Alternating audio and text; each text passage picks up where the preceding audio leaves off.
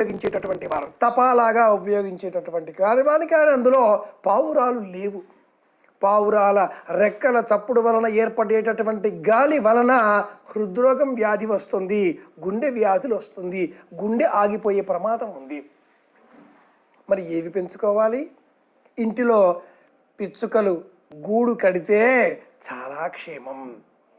ఏ ఇంటిలో అయితే ఇంటికి ఎదురుగా ప్రధాన ద్వారం తూర్పు వైపు, ఈశాన్యం, తూర్పు, ఆగ్నేయం ఈ దిక్కులలో, ఉత్తరం ఈ దిక్కులో పక్షులు గూడు కడితే ఆ ఇంటిలో వెంటనే వివాహం జరుగుతుంది, సత్సంతానం కలుగుతుంది, క్షేమం కలుగుతుంది, అందరికీ లాభదాయకంగా ఉంటుంది అంటుంది శాస్త్రం. కనుక పక్షుల గూడు శ్రేయోదాయకం.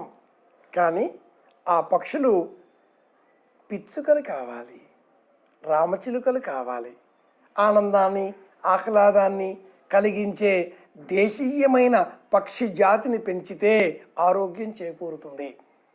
పర్యావరణ విజ్ఞానంలో చెట్ల విత్తనాలను ముక్కున కరుచుకొని ఒక చోట నుంచి మరొక చోటికి ఆ విత్తనాలను తీసుకువెళ్ళి వెదజల్లి, విరజిమ్మి, విసర్జన పదార్థాల ద్వారా ఆ విత్తనాలను వ్యాపింపజేసి మొక్కల ఎదుగుదలకు, జీవులకు ఉపయోగం కలిగించే విధంగా పర్యావరణ హితకరంగా ఉండేవి పక్షులు.